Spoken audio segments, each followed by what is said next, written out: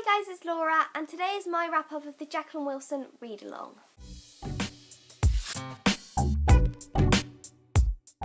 Okay, so a week ago me and Lisa finished the Jacqueline Wilson read-along and I will link my previous video and Lisa's video down below.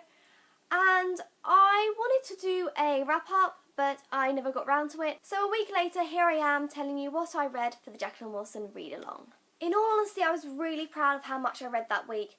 Considering with uni and everything else as well, I did pretty well. I worked out I read 157 pages in total, which to me is astounding. I know Lisa did a lot better than me. I think she read 1,200.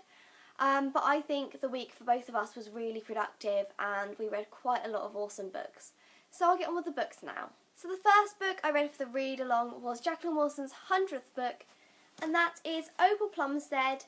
And this is ginormous. I got it in the post a few days after I filmed my TBR video and then realised how big it was. I think it's probably one of her biggest books I've ever seen. It's over 500 pages, so most of my page count came from Opal Plumstead. Now, I love this book. It's set in the 1913s, roughly, where the suffragette movement is around just before World War I starts. Oh my god, I can't even explain how much I really enjoyed this book. I love the main character Opal and I thought I was too old for Jacqueline Wilson books, but this proves to me that I'm not, and she can write so well and it appeals to me even though I'm 20 and I used to read Jacqueline Wilson books when I was probably about 13. So I highly recommend this if you're a Jacqueline Wilson fan, and also if you're interested in the suffragette movement and that kind of era. Opal Plumstead starts with Opal in a nice, lovely school. She's won a scholarship, and then her dad ends up in jail, and she has to go work in a sweet factory, and she ends up meeting some suffragettes.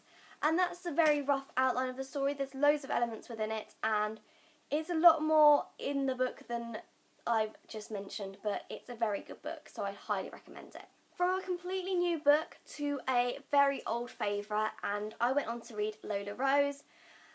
This is one of my favourite Jacqueline Wilson books, I have to admit. I've read it several times now and adore the storyline, and I think I find myself relating to the characters a lot. Lola Rose is about a girl called Janie and her mum and her brother. They have a kind of alcoholic dad who's violent and not very nice at all, and one day her mum wins some money on a scratch card.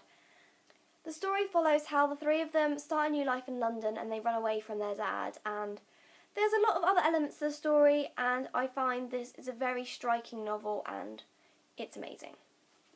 The final full book for the readathon I read was Midnight by Jacqueline Wilson. I adore this book. It's another favourite. This book is about a girl called Violet, and she doesn't really have any friends, and she kind of has a very manipulative brother, and her family life isn't the best. She doesn't have a lot of friends at school either. And then one day a new girl starts called Jasmine, whose dad is an actor, and they become the best of friends. Now, yet again, Jacqueline Wilson books tackle a lot of different and difficult situations, and Midnight is one of them as well. The bit I love about this book as well is the integrated letters to Casper Dream, one of Violet's favourite authors, who writes beautiful fairy books, and you also get pictures from the fairy books in it as well. I also, ever since I've read this book, every time I read this, I have wanted to create the fairies that Violet creates that she hangs up in her room. So this was a very good book and it was lovely to reread it. Now, all those books I managed to finish in the read-along. I did start another book, which was Diamond Girls by Jacqueline Wilson, obviously, because it's Jacqueline Wilson read-along. And I only read about 20 pages of this, I think, and I didn't finish this in the read-along and have decided to put it down for a bit because I have a lot of other books I want to read and it is a reread. So I'm hoping to reread it in the future. This book focuses on a girl called Dixie, and she lives with her mum in a flat with several sisters, and her mum is pregnant. And from what I got to, she has a little pet plastic bird, I think, that she keeps under her sleeve and she talks to as a way to comfort herself because, like, a lot of her sisters are very outspoken and she's quite quiet. Where I got up to in the book, they were just moving to a nice house.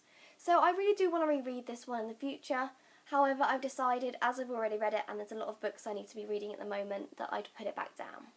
So these are all the books I read in the Jacqueline Wilson read-along, and yes, again, for some reason I've chosen bluey, blacky coloured books. But I thoroughly enjoyed doing the Jacqueline Wilson read-along, and I think me and Lisa both agreed we'd love to do something like this again. I really enjoy reading Jacqueline Wilson books, and I think I really want to reread some of her older books, as well as start reading some of the books that I stopped reading. For example, I've never read the Hetty Feather series, and I've also really want to read her new book, which I can't exactly remember what it's called. It comes out, I think, in February or January though. I really hope any of you that participated in the read-along really enjoyed yourself. Let me know down below if you're interested in another Jacqueline Wilson read-along next year, and also let me know about your favourite Jacqueline Wilson books as well. So I'll see you soon with another video, and I can't wait to hear your comments.